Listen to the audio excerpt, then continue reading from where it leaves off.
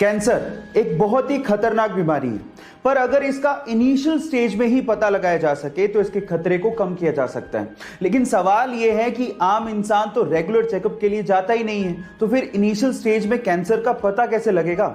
लेकिन अगर आपके पास कुत्ता है तो आप इसका इनिशियल स्टेज में ही पता लगा सकते हैं। कैसे, मैं आपको बताता हूं। रिसर्च के अनुसार यह पता लगा है कि जिस इंसान को कैंसर होता है उसके शरीर से एक स्पेसिफिक गंध आती है जिसे कुत्ते बड़े आसानी से सूंघ लेते हैं और अजीब व्यवहार करने लगते हैं। तो अगर आपका कुत्ता आपसे अजीब व्यवहार कर रहा है तो आप समझ जाइएगा कि आपको डॉक्टर के पास जाके चेकअप करवाने की जरूरत है ना ये अमेजिंग फैक्ट।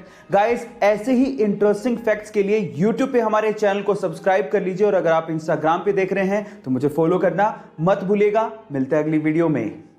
सिक्किम में एक भारत चाइना बॉर्डर पर 14,000 फीट की ऊंचाई पर तैनात एक भारतीय सैनिक को सेना के लिए सामान लेके जाना था। अचानक से ग्लेशियर की चपेट में आने की वजह से उसकी मृत्यु हो गई। उसका शव 3 दिन तक लगातार भारतीय सेना ढूंढती रही, लेकिन उसका शव ही नहीं मिला। उसके बाद जो हुआ वो अनबिलीवेबल था। कहा ऐसा जाता है कि उस सिपाही ने अपने एक साथी के सपने में आके बताया कि उसका शव कहां है। अगले दिन सुबह जब उसके शव को ढूंढा गया तो ठीक उसी जगह पर उसका शव मिला। जी हां, मैं बात कर रहा हूं बाबा हरभजन सिंह की।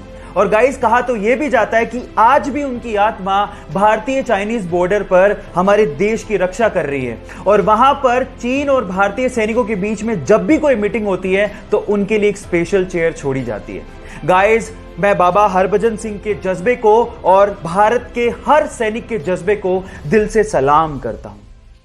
एक 16 साल का लड़का पाकिस्तान के खिलाफ उस वक्त बैटिंग करने के लिए उतरा जब भारत के 22 रन पर 4 मेन खिलाड़ी पवेलियन लौट चुके थे और उस खिलाड़ी के सामने वकार यूनिस जैसा बॉलर बॉलिंग करने के लिए खड़ा था। अचानक से वकार यूनिस का एक बाउंसर उसके नाक पे लगा, वो सीधे नीचे गिरा और उसके नाक से भयंकर खून बहने लगा।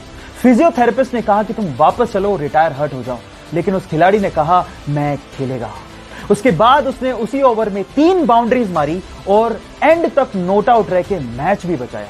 खिलाड़ियों ने उसका हौसला देखकर कहा कि भले ही इसका कद छोटा है लेकिन भविष्य में नाम बहुत बड़ा करेगा। जी हां, उसका नाम है सचिन रमेश तेंदुलकर। चलिए गाइस, एक केबीसी का सवाल पूछता हूं। आप बाल किससे धोते हैं?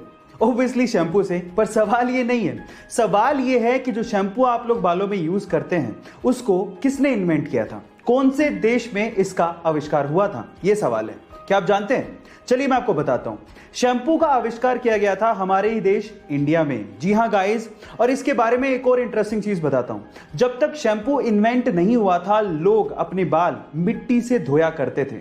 और क्या आपको पता है कि जो शैम्पू वर्ड है वो कहां से आया? वो संस्कृत भाषा के चंपू वर्ड से बनाया गया है। चंपू का मतलब होता है मसाज। है ना इंटरेस्टिंग फैक्ट। गाइस, ऐसे ही अमेजिंग फैक्ट्स के लिए YouTube पे हमारे चैनल को सब्सक्राइब कर लीजिए और अगर आप Instagram पे देख रहे हैं तो मुझे फॉलो करना मत भूलिएगा। मिलते हैं अगली वीडियो में।